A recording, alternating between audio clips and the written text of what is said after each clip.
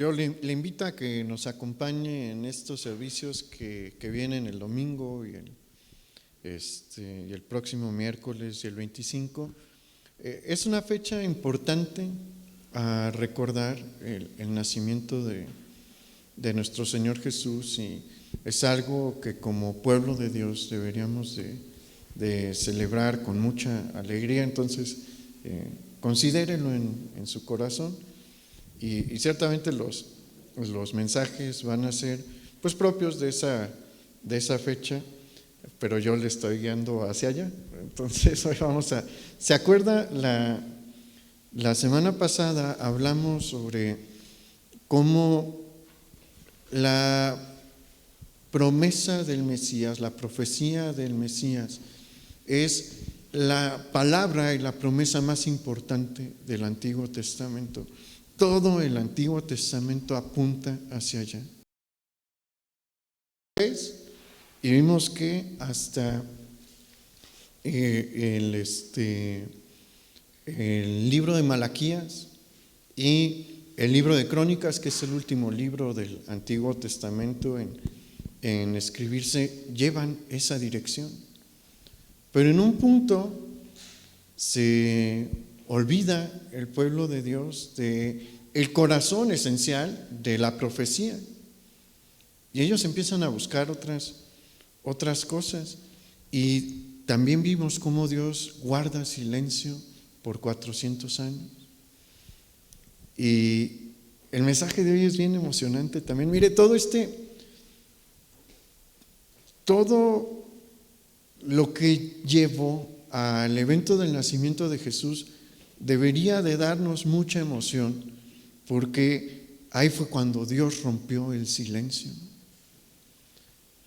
Nosotros vivimos en una época muy especial, porque nunca nos tocó vivir ni experimentar lo que fueron esos 400 años de silencio. Y aquí es donde empieza todo, aquí es donde empieza la senda hacia nuestra redención. Y hoy le he titulado a este mensaje el heraldo de Dios. ¿Qué es un heraldo? Es un mensajero. Y vamos a hablar sobre este heraldo de Dios. Mira, una de las figuras más importantes del Antiguo Testamento es el profeta Elías.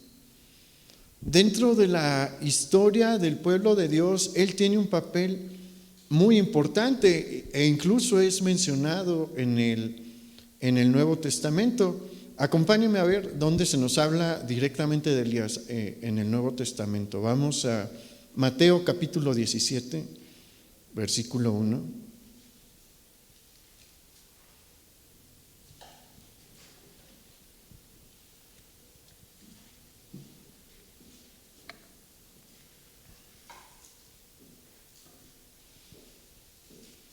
Este es el pasaje en el que Mateo nos describe los eventos de la transfiguración del Señor Jesús, y comienza diciéndonos: 6 días después, Jesús tomó a Pedro, a Jacobo y a Juan su hermano, y los llevó aparte a un monte alto, y se transfiguró delante de ellos, y resplandeció su rostro como el sol, y sus vestidos se hicieron blancos como la luz. Y he aquí les aparecieron Moisés y Elías hablando con él. Mire, hay algo importante que debemos de tener siempre cuando leemos la Biblia y en todo estudio bíblico, y es que la Escritura es un texto de detalles. No hay casualidades, hemos mencionado en muchas ocasiones dentro de la Escritura.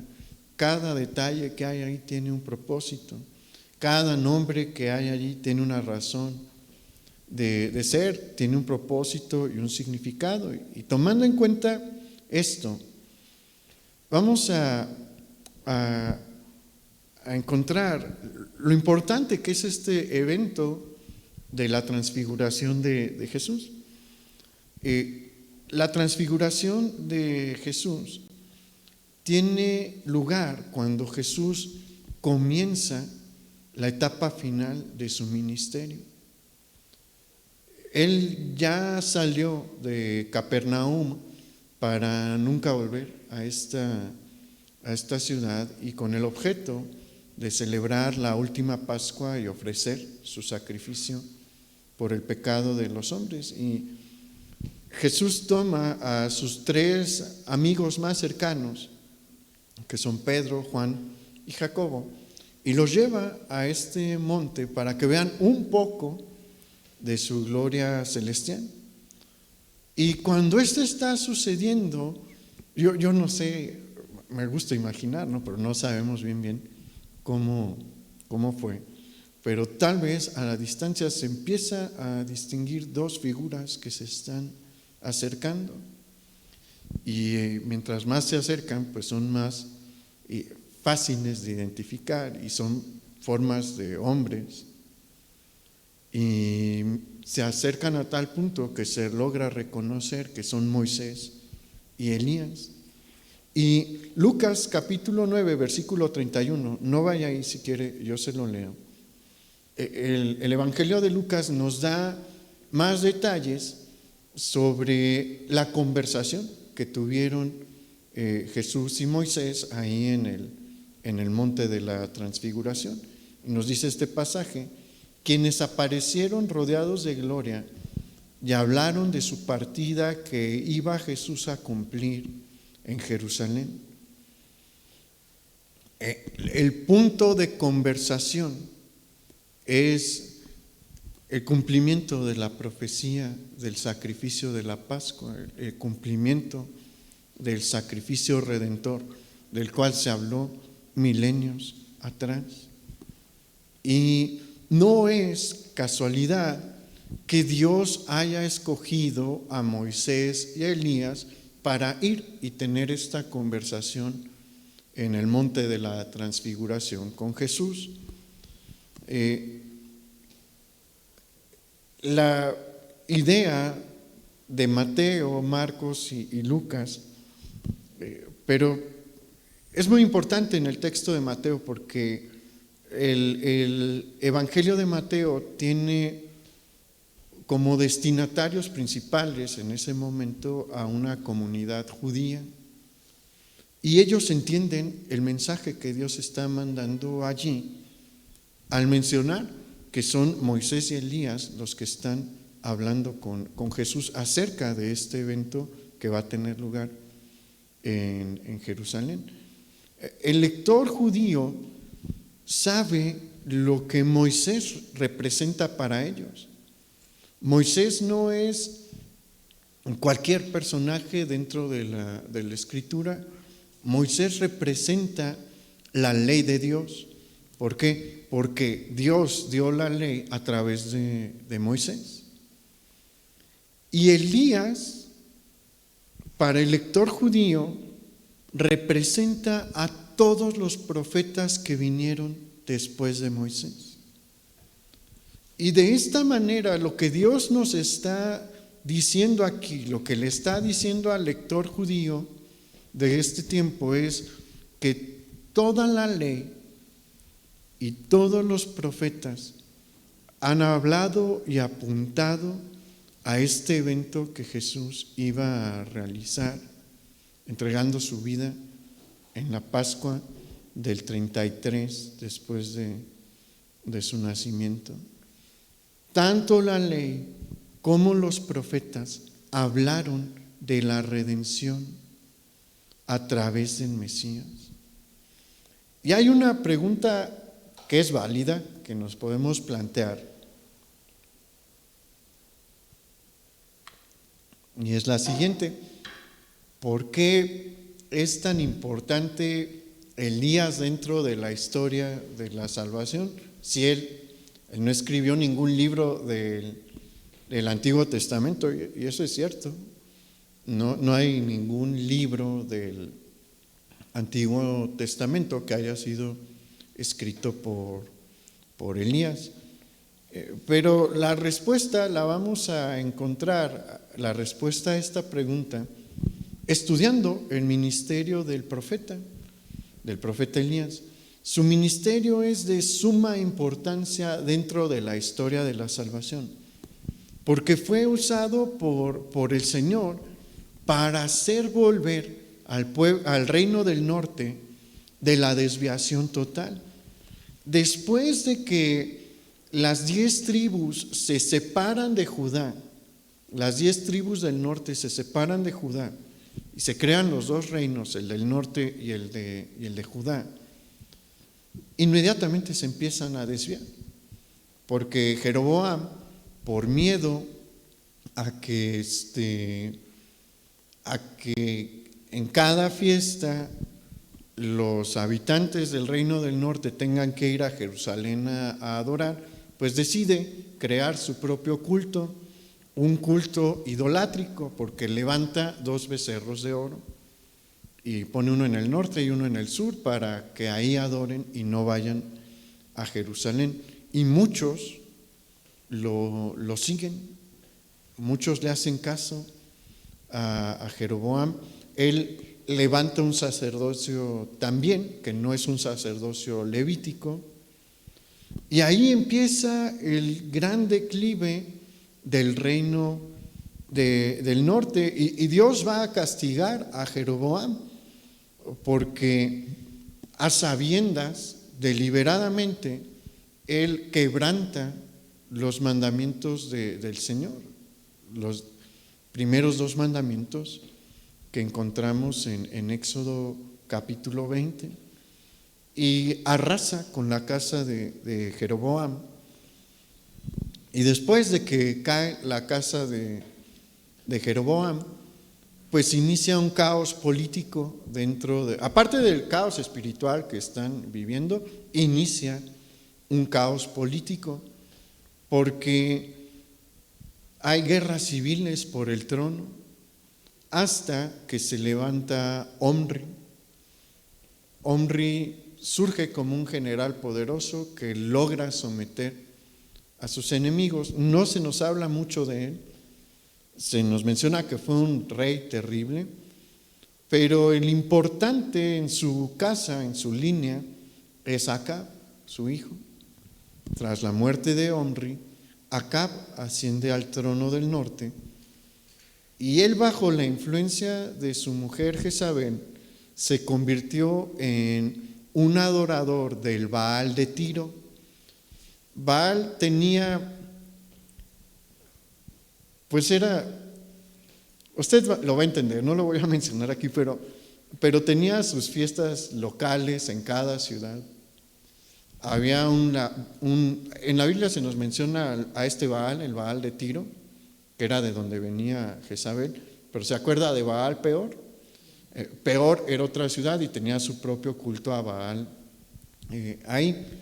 Y así en todas las regiones paganas de Canaán. Y pues Acab se convierte en un adorador del Baal de Tiro, porque pues es el dios de su esposa Jezabel, y le edifica un templo y también edifica una imagen de acera en Samaria, y los dos comienzan una persecución sistemática de todos los profetas verdaderos del Dios de Israel. Es una persecución sangrienta, mueren muchos profetas por órdenes de Acab y de Jezabel. ¿Y qué pasa con el pueblo? El pueblo contentísimo, el pueblo feliz siguiendo a Baal y a Acera. ¿Por qué? Porque ofrecen cosas atractivas a la carne. Miren, no crea que era nada más porque pues les gustaban las figuras o cosas así. No. Los dos cultos, tanto el de Baal, pero sobre todo el de Acera, ofrecen la prostitución idolátrica, y pues eso le gustaba a varios inmorales de entre el pueblo de Israel. Y también por conveniencia, para que no te mate Jezabel, pues deciden seguir este culto pagano. Y si el reino del norte sigue los pasos de Acab, los pasos de su rey, Dios iba a acabarlos rápidamente, pero Dios decide extender su misericordia y manda a Elías. Por eso Elías es un personaje tan importante, fue usado por Dios con una misión especial de hacer que toda esta nación que va desbocada por la idolatría, que va desbocada por el pecado, vuelva sus ojos al Dios verdadero, al Dios de sus padres. Y efectivamente sucedió. El ministerio de Elías es de los ministerios de alto impacto. El ministerio de Elías hizo tambalear acá, hizo que multitudes volvieran sus ojos a Jehová, el Dios verdadero. Y su sucesor, Eliseo, va a ser usado por Dios también para que más personas vuelvan a Dios. Se va a levantar Jehú después como rey del norte, ungido por Eliseo, y Jehú se va a encargar de destruir por completo el culto a Baal. El ministerio de Elías y de Eliseo trae como consecuencia esto. Jehú se va a levantar, va a llegar a Samaria, va a engañar a los sacerdotes y profetas de Baal y de Acera, los mete en el templo y los mata a todos, no deja a uno vivo.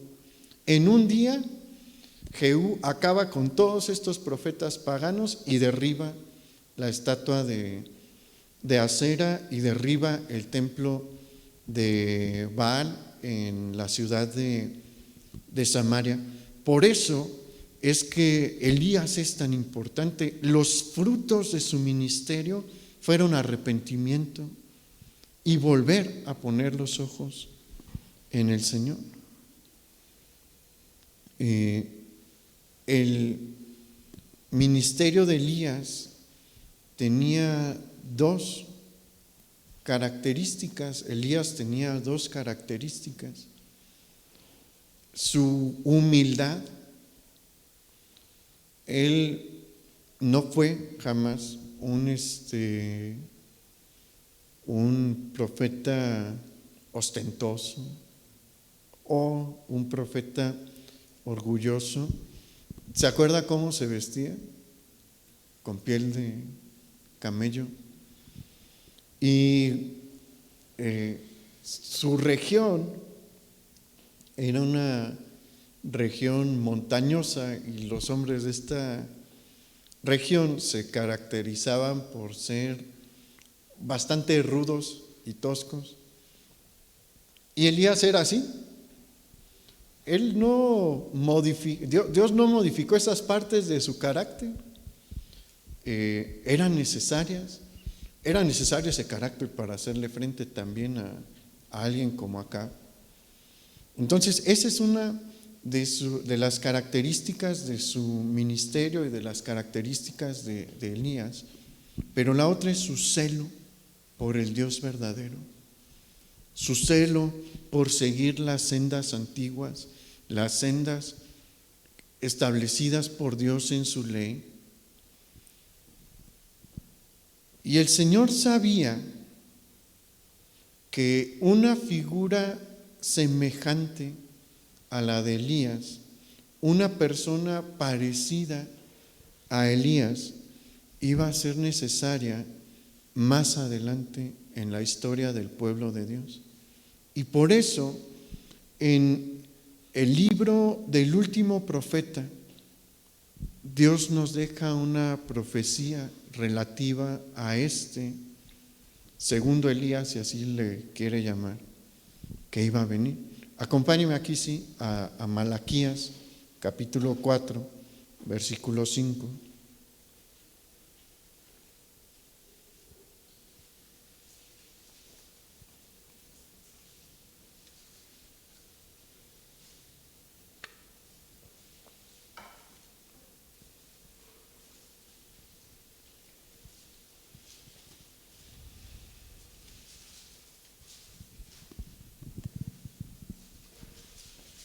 Malaquías 4:5 dice: He aquí, yo os envío el profeta Elías antes que venga el día de Jehová grande y terrible.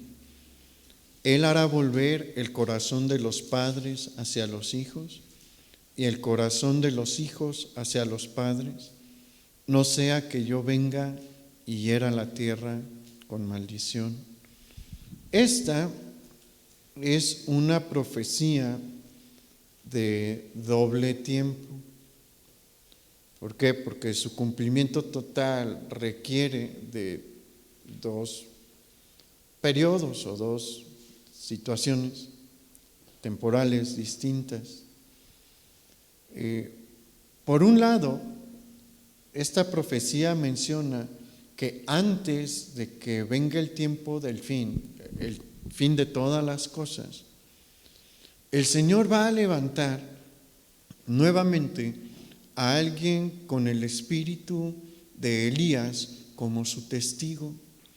No es Elías, es alguien que tiene este mismo espíritu, estas mismas dos características. Es humilde y tiene un ferviente celo por Dios, un ferviente celo por predicarle al mundo, pero sobre todo a las, bueno, en el tiempo del fin va a ser distinto, pero predicarle al mundo que se vuelvan al Dios verdadero, que corrijan su camino. Y bueno, eso todavía no sucede. Pero hay otra parte en la profecía que ya se cumplió. En el versículo 6 dice: y Él hará volver el corazón de los padres hacia los hijos y el corazón de los hijos hacia los padres.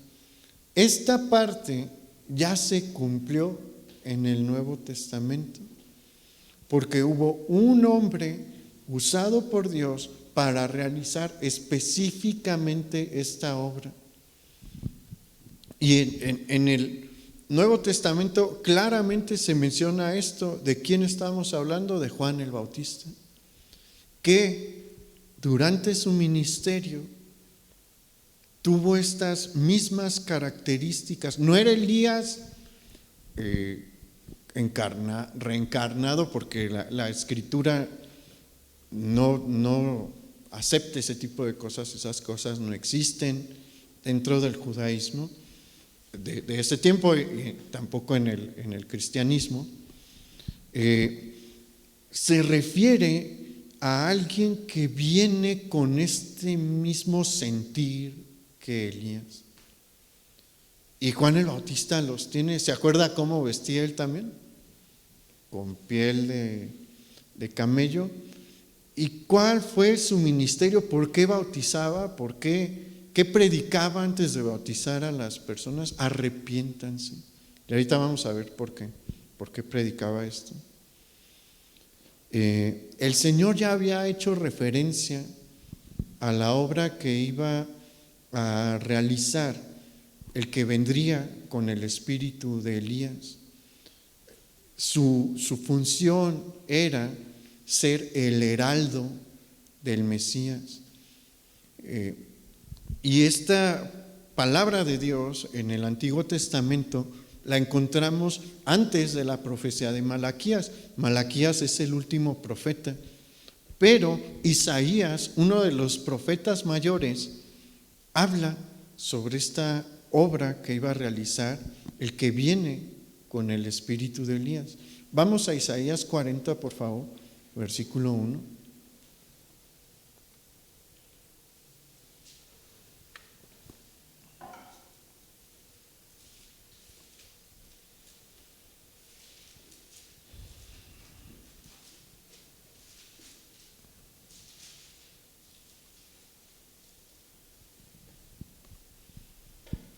Isaías 41 dice: consolaos, consolaos, pueblo mío, dice vuestro Dios.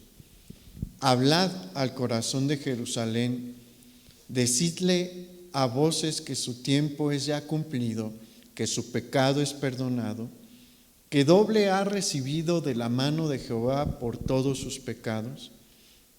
Versículo 3. Voz que clama en el desierto, preparad camino a Jehová, enderezad calzada en la soledad a nuestro Dios.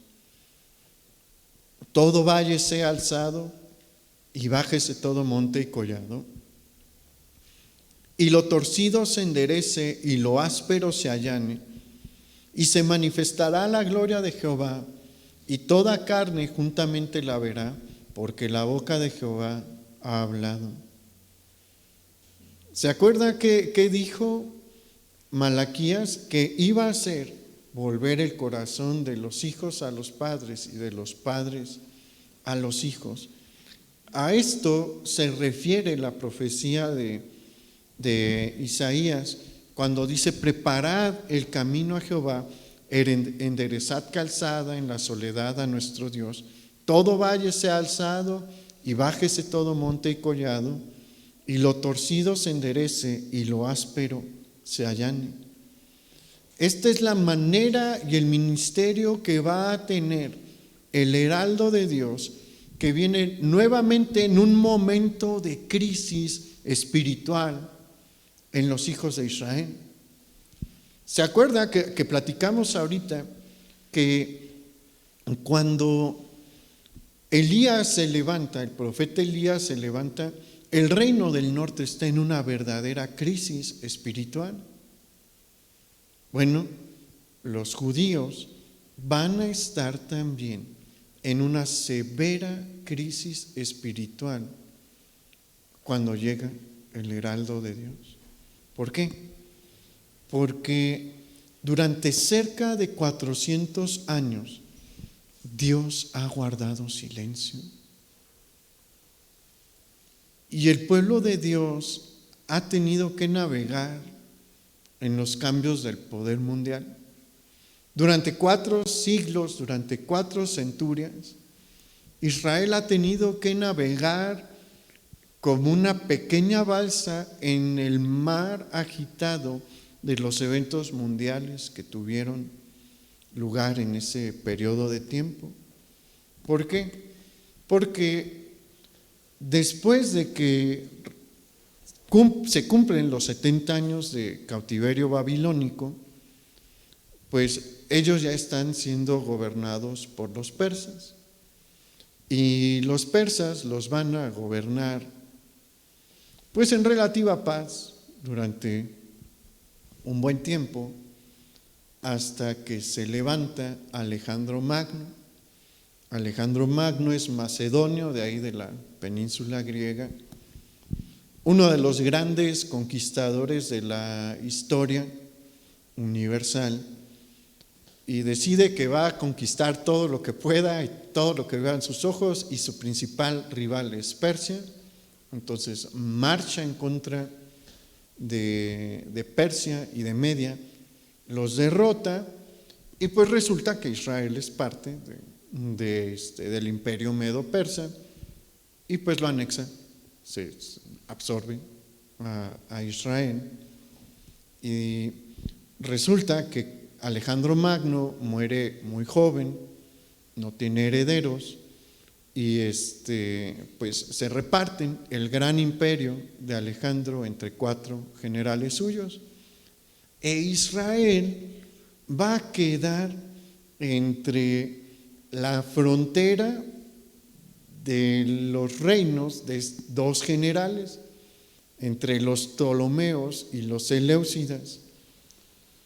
Y pues ellos se odian entre sí y quieren extenderse lo más que puedan, son enemigos, y pues a Israel le toca, como decimos comúnmente, bailar con la más fea porque está en medio, y van a estar, ellos ni la deben, pero sí la temen, porque pues las guerras les tocan de rebote.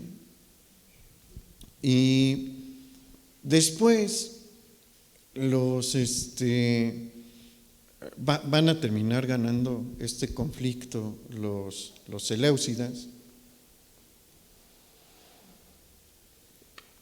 y entre ellos se van a levantar unos gobernantes terribles que le van a hacer la vida imposible a Israel, porque a la fuerza quieren que adopten a sus dioses, que adopten sus costumbres. Y en ese momento Dios despertó en el pueblo de Israel, en los judíos, un celo por la ley de Moisés.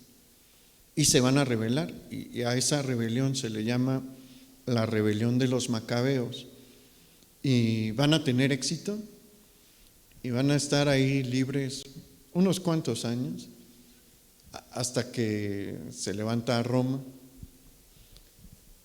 Y bueno, no, jamás iba a tener Israel la facultad de tener a Roma, y pues a través de varios movimientos políticos y militares, pues Roma absorbe a la región de Israel, a Galilea, Samaria y Judea.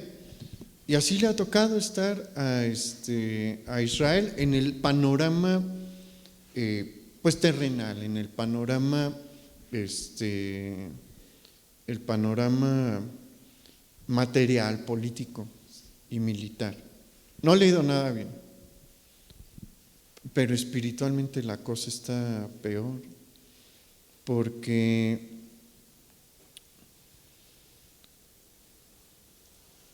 estas situaciones, después de la guerra de los macabeos, los líderes espirituales de Israel se van a ir hacia dos extremos. Van a rechazar el sacerdocio de la línea de Sadoc, que era la línea que Dios había establecido de la casa de Aarón después del reinado de David, para que fueran los sumos sacerdotes.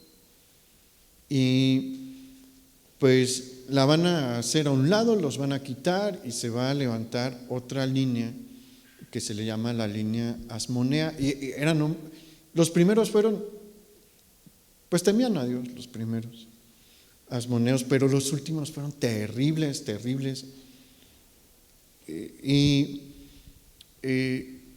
Un grupo de los líderes espirituales va a formar lo que después va a constituirse como el grupo de los fariseos.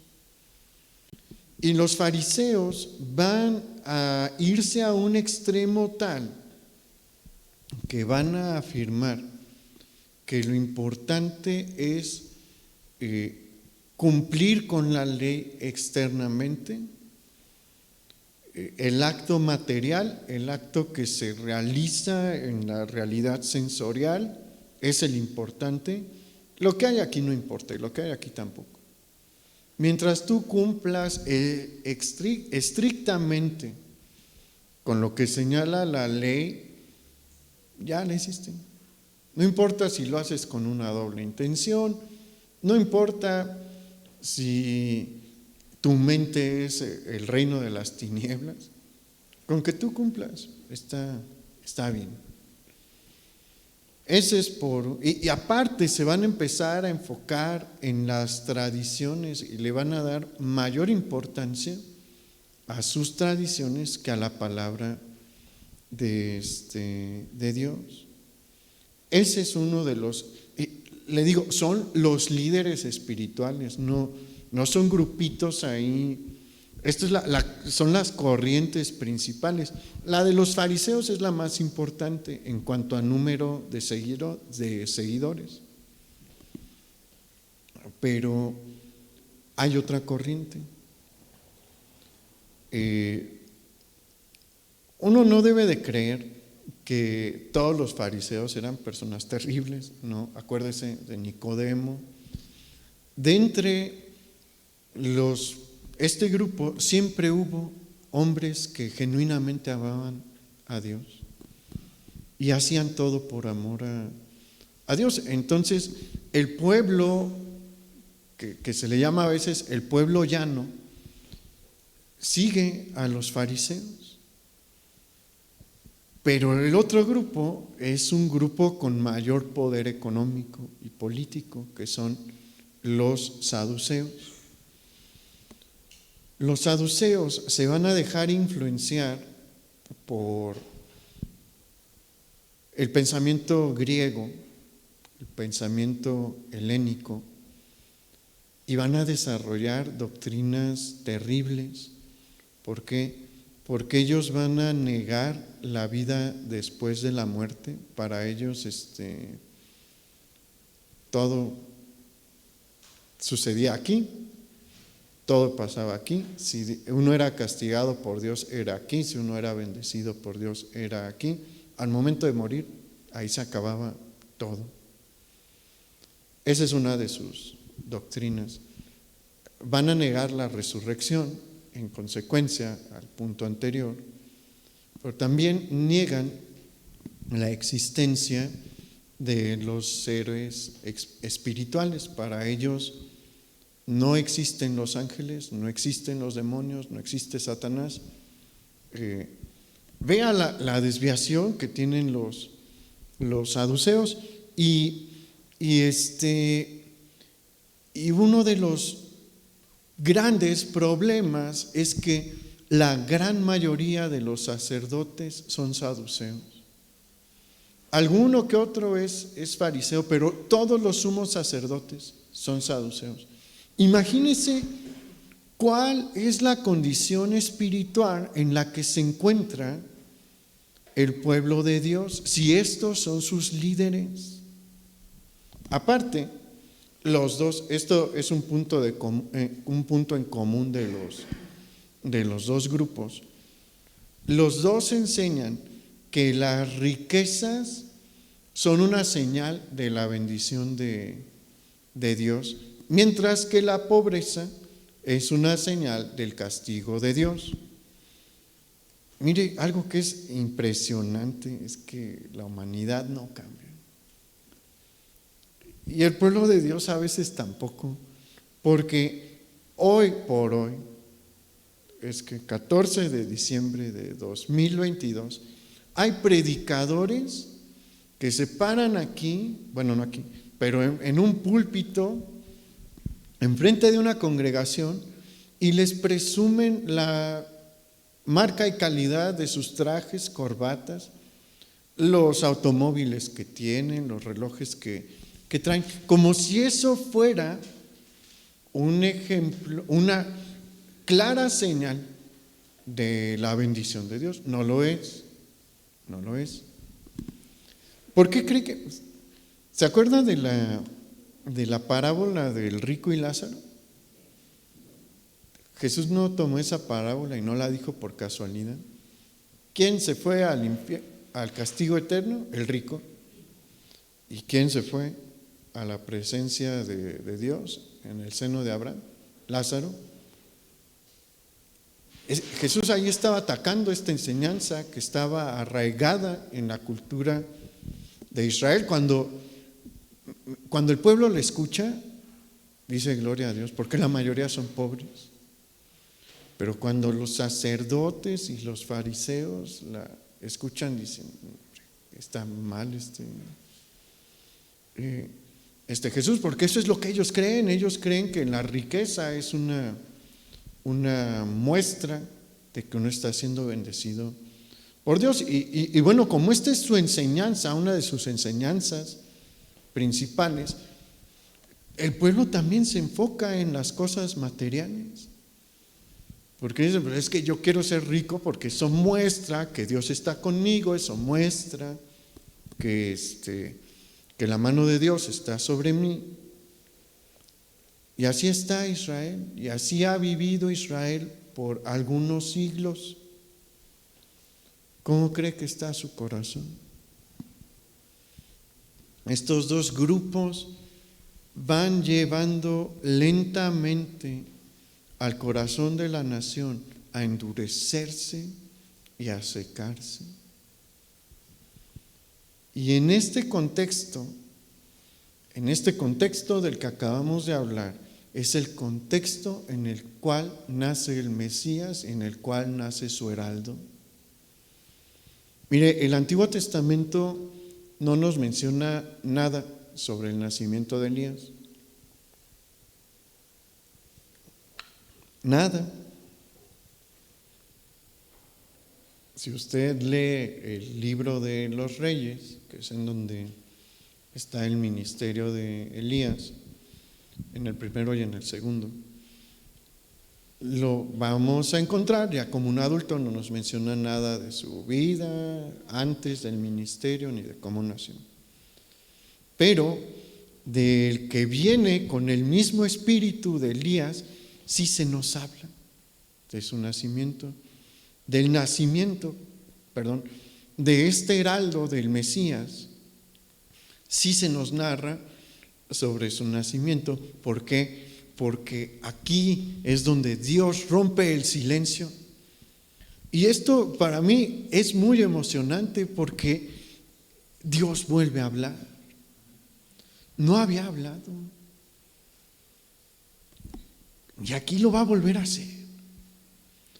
Nosotros vivimos en el periodo posterior al silencio, al gran silencio de Dios, y aquí es donde empieza todo. Dios decide volver a comunicarse con su pueblo y vamos a ver cómo es. Vamos al Evangelio de Lucas.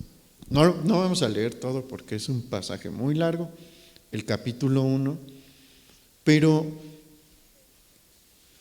el Señor nos empieza a hablar sobre dos personas, sobre una pareja, el sacerdote Zacarías y su esposa Elizabeth. Y vamos al versículo 6 para que veamos cómo Dios nos describe el nacimiento de Juan y a sus padres. Primero vamos a ver qué dice el Señor sobre sus padres. Dice: ambos eran justos delante de Dios y andaban irreprensibles en todos los mandamientos y ordenanzas del Señor. Pero no tenían hijo, porque Elizabeth era estéril y ambos eran ya de edad avanzada. Los dos, Zacarías y Elizabeth, son personas temerosas de Dios y buscan honrarle con sus vidas de la mejor manera posible. Eso es lo que nos muestra inicialmente este pasaje. Son dos, pues ya no son ancianos como Abraham, o sea, no están en el periodo ya final pues de la vejez, pero están en una etapa en la que obviamente ya no se puede tener hijos. Ya los dos habían pasado ese momento en el que había oportunidad de tener hijos. No voy a dar un estimado de fecha porque no creo que sea sabio, pero ni Zacarías puede tener hijos ya, ni Elizabeth puede. Si Elizabeth ya no podía, Zacarías debía de ganarle tal vez por 10, 15 años, que era pues lo común que le llevaba un varón a una mujer en este tiempo. Entonces Zacarías estaba ya de una edad mucho más avanzada y pues Elizabeth ya su edad no permitía que uno pudiese creer que podía haber un embarazo y pues tienen este problema. Es un problema. No han podido tener hijos y probablemente ellos ya se habían resignado, pero miren, tenían un corazón bien bonito los dos. Era una situación triste. No me puedo detener mucho allí en por qué no tener descendencia. Era una tragedia para toda persona del mundo antiguo, pero era una tragedia. Y a pesar de eso, nunca dejaron de servir a Dios. Le echaban todas las ganas a servir a Dios con gozo. ¿Por qué? Porque para ellos no había mayor bien que el Señor. No los escogió Dios por casualidad tampoco.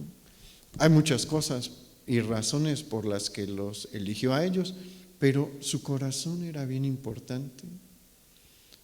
Tampoco eligió a José y a María por casualidad. Había cosas en ellos que apuntaban que los hacían grandes candidatos porque eran descendientes de David, pero su corazón era algo que Dios dijo: ellos tienen el corazón que ocupo para hacer mi obra. Y vamos a encontrar más adelante a Zacarías cumpliendo con su oficio. Él es un sacerdote y a él le toca de cuando en cuando, de acuerdo a lo señalado por la ley, ir a servir en el templo. No están, hay ciertos grupos que se rotan a lo largo del año, entonces no todos están ahí. Y le toca a Zacarías presentarse ante el templo, y en su turno entra al lugar santo y se acerca al altar del incienso y empieza a ofrecer el incienso, que es una forma de adoración a Dios. Por eso los tiempos de alabanza y adoración son tan importantes. Siempre hay que acercarse primero a Dios en alabanza y adoración para que Él hable. Y eso es lo que sucede aquí. Zacarías empieza a vertir el incienso en el altar que hay ahí en el lugar santo, y ahí Dios rompe el silencio. Y vea cómo lo rompe. Versículo 11 ahí en Lucas 1. Y se le apareció un ángel del Señor puesto en pie a la derecha del altar del incienso. Y se turbó Zacarías al verle y le sobrecogió temor.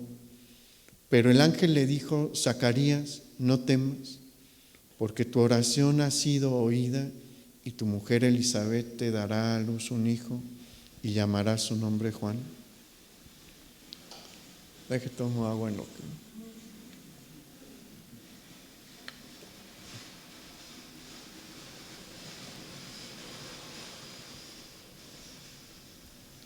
Versículo 14.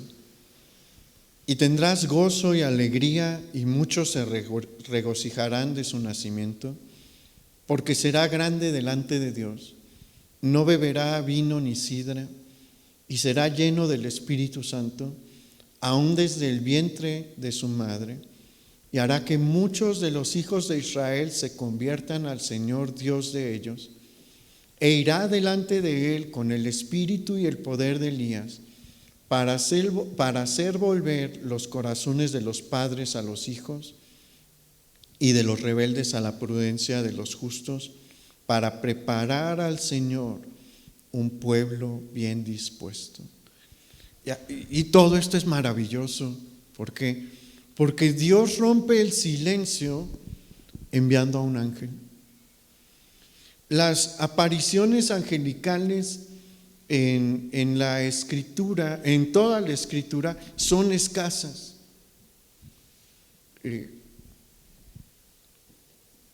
Dios no los usó en tantas ocasiones, usó más a los profetas.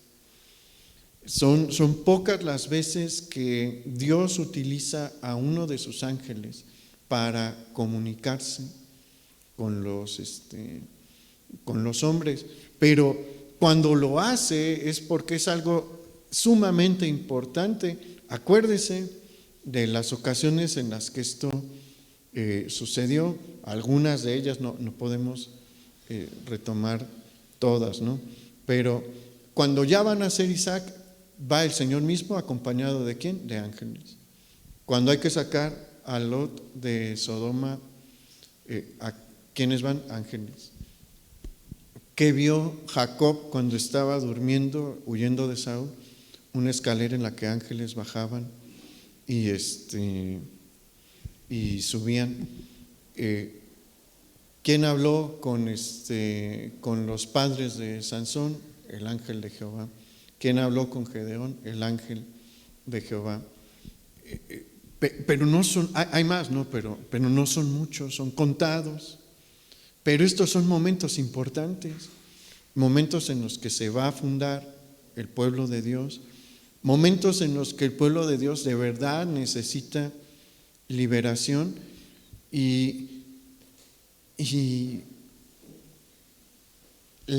no estoy ahorita completamente seguro, puede que me equivoque, tal vez no, pero estoy más seguro de que no, que sí, pero si no mal recuerdo, las últimas apariciones angelicales que vamos a encontrar en el Antiguo Testamento son las de Ezequiel y Daniel, la última, la de Daniel.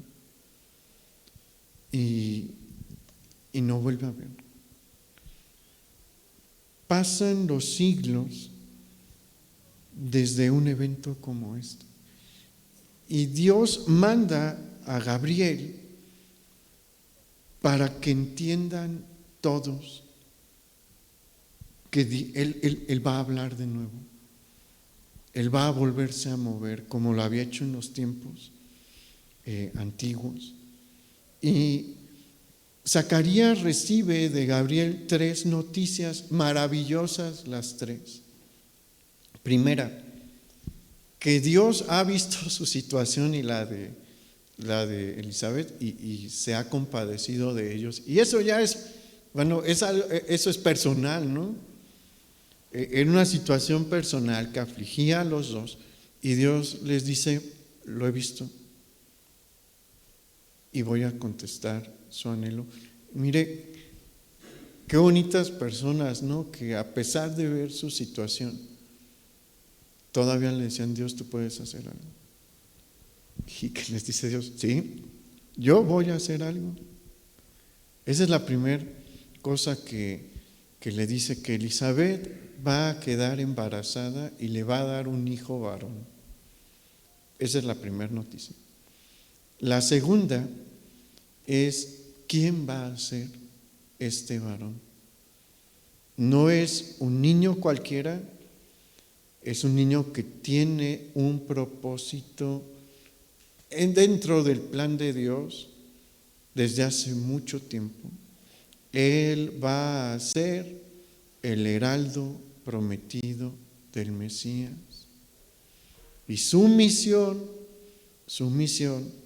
es hacer volver los corazones de los padres a los hijos, como lo profetizó ¿quién? Malaquías, que ya leímos, el último de los profetas. Y la tercera noticia que recibe Zacarías es que el Mesías viene. Imagínense el paquete que recibió. Yo creo que era un poquito difícil de asimilarlo todo, porque Dios le está diciendo: voy a hacer un milagro contigo y con tu esposo. Y ese milagro tiene un propósito. Tu hijo es un escogido mío y me va a servir de una manera que yo profeticé hace mucho tiempo, cuando todavía hablaba con Israel. ¿Por qué? Porque el Mesías que tú esperas, porque Zacarías lo esperaba, ya viene en camino. Imagínense lo que es recibir esa palabra. ¿Cómo decide Dios romper el silencio? Y bueno, sí, le costó trabajo a Zacarías, y vea lo que pasa en el versículo 18. Dijo Zacarías al ángel: ¿en qué conoceré esto? Porque yo soy viejo y mi mujer es de edad avanzada. Respondiendo el ángel le dijo: yo soy Gabriel, que estoy delante de Dios, y he sido enviado a hablarte y darte estas buenas nuevas. Y ahora quedarás mudo y no podrás hablar hasta el día en que esto se haga, por cuanto no creíste mis palabras, las cuales se cumplirán a su tiempo. Zacarías pidió una señal y sí le dieron una señal le fue dada, como una pequeña reprensión por su incredulidad, pero era también una señal para que todos entendiesen que algo había hecho Dios. ¿Por qué? Porque estas no son, lo que sucedió ahí no es normal. Zacarías se demoró bastante en el lugar santo y cuando sale no puede hablar ya, está mudo. ¿Y qué cree que había más gente ahí orando? ¿Qué cree que empiezan a decir? Algo vio. La gente ahí se llena de alegría. ¿Por qué? Porque hace 400 años que no hay un evento así. El quedar mudo es una señal para todo el pueblo de que Dios está haciendo algo. Algo se empezó a mover, algo empezó a cambiar. Y una semana después se termina el turno de Zacarías y él vuelve a la zona montañosa de Judea y en pocos días tal vez Elizabeth queda embarazada y pasan los meses y reciben una visita especial que luego en este mensaje no, pero más adelante se va a hablar de esa visita. Y se cumplen los 9 meses. Y vamos al versículo 57, ahí en Lucas 1.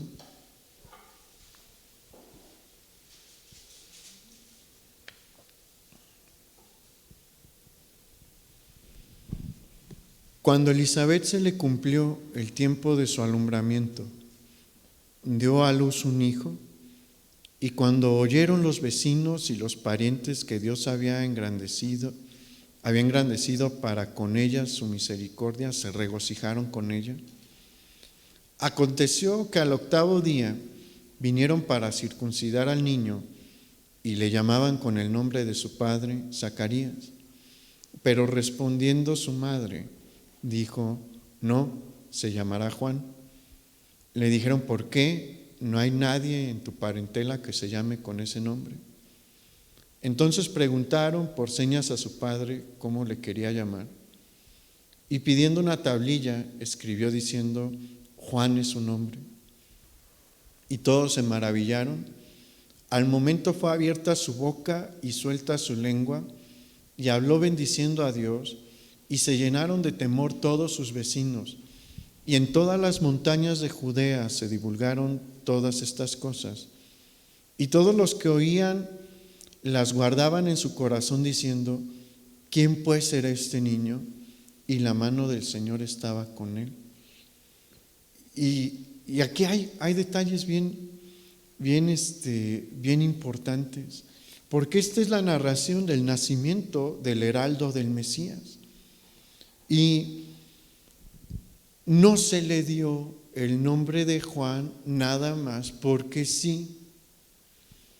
Los nombres importan, lo hemos mencionado en varias ocasiones. Cada nombre tiene su razón de ser. Y le ponen Juan porque Juan significa Jehová es gracia. ¿Por qué? Porque él anuncia la apertura del tiempo de la gracia. Nosotros vivimos en el tiempo de la gracia y vea cómo Dios obra. Vea, para mí es un deleite hacer este tipo de estudios porque, como le digo, nada es casual.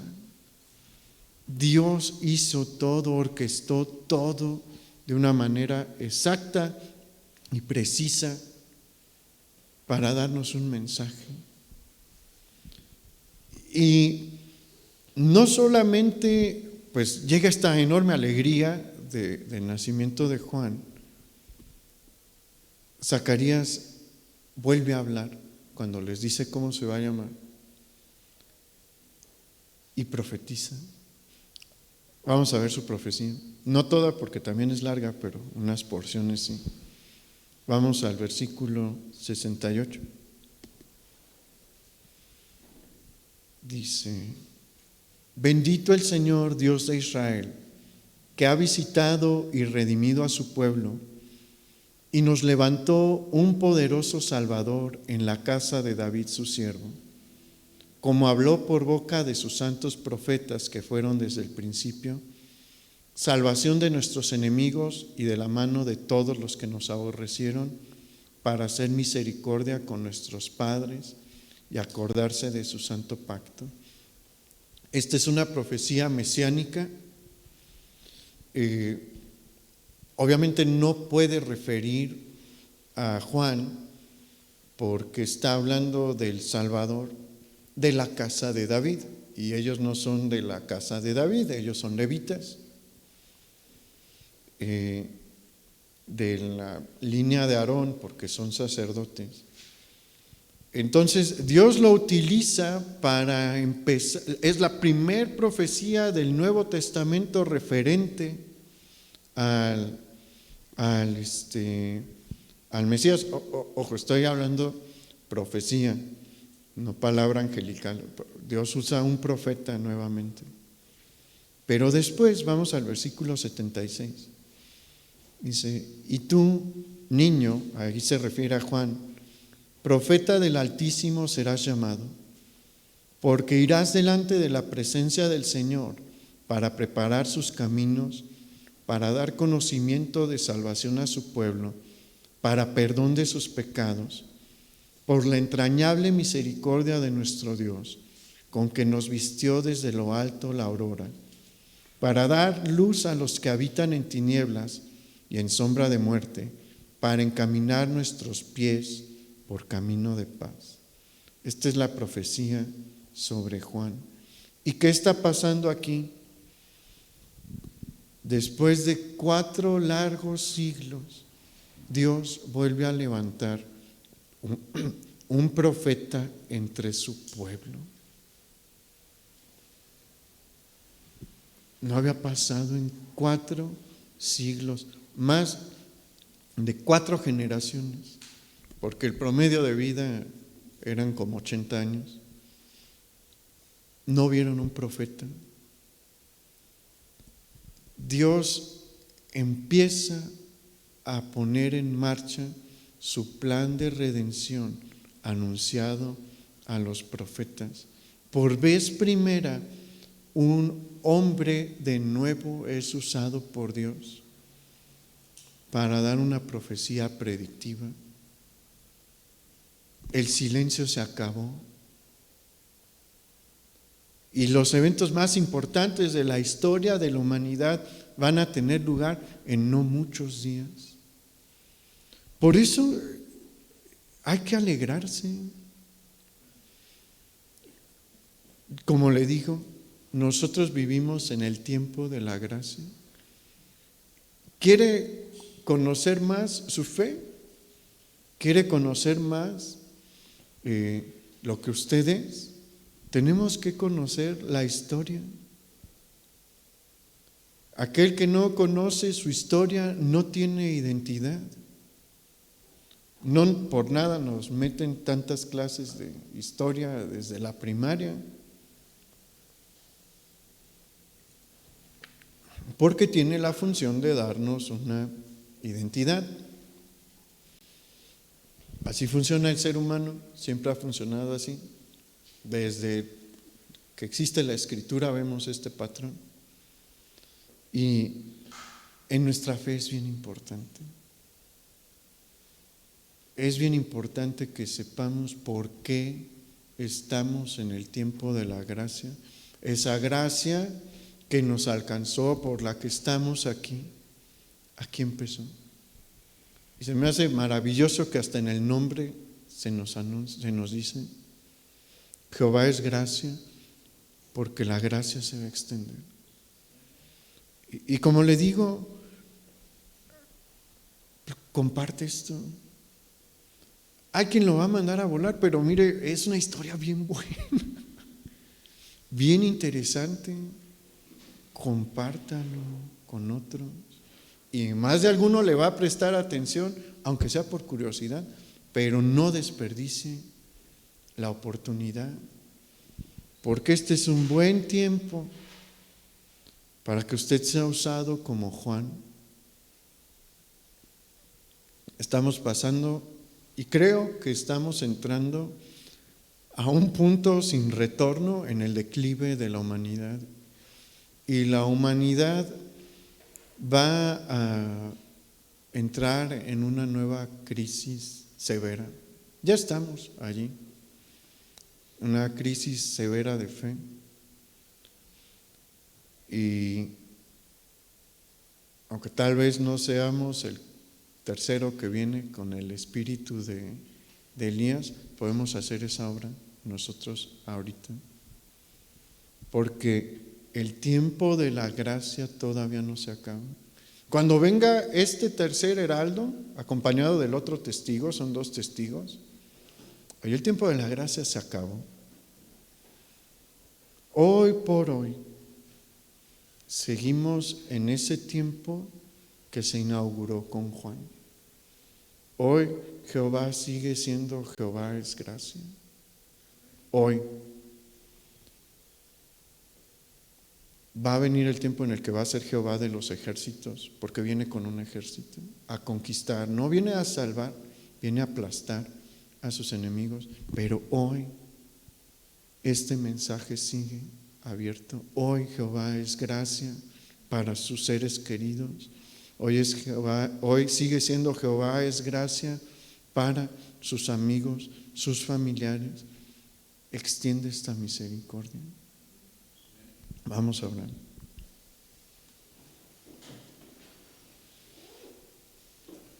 Señor, gracias, porque no vivimos en un tiempo en el que guardas silencio.